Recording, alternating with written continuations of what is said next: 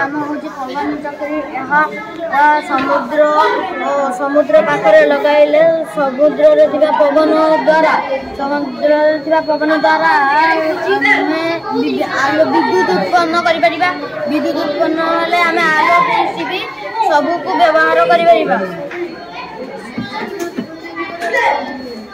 Project नाम हूँ सेवा पृथ्वी सुरक्षा। आम पृथ्वी को सुरक्षा देवाई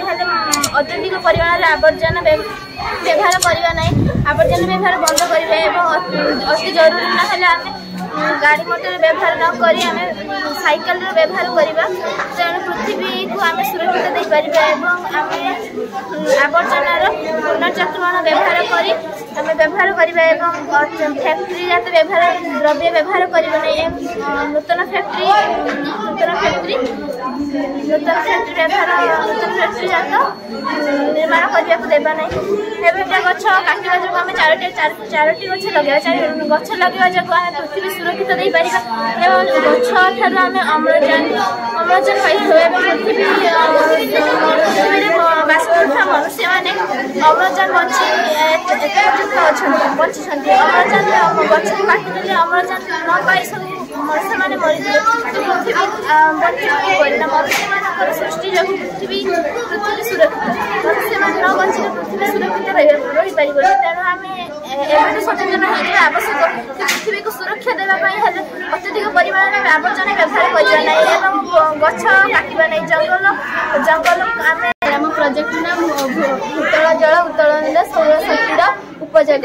ना लोक साधारणतः गच्छित उत्स को व्यवहार कर यथा इलेक्ट्रिक पेट्रोल डीजेल इत्यादि को व्यवहार कर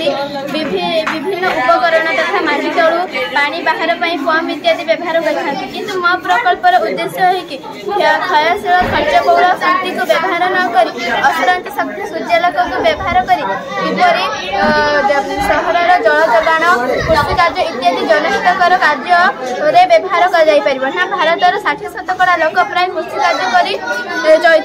साधारणतः अन्यत ग्रामांचल जो विद्युत संयोग होना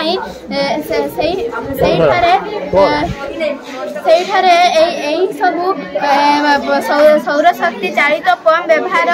कार्य बहु उपयोगी है चाष कार्य कहीं माछ चाष परिवा चाष इत्यादि खूब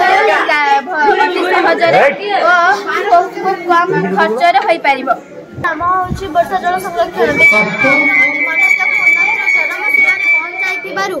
पहुंचाई समस्ते आम समस्ते सुस्थ परिवेश कथा बोली जानते जपरी निश्वास प्रश्वास बिना बची पारे ना कि जल बिना बची पारे ना जल समाधान जल एकमात्र उपाय जीवन उपयोगी योजना जीवन उपयोगी जल को नष्ट प्रदूषित करवा उचित नुहे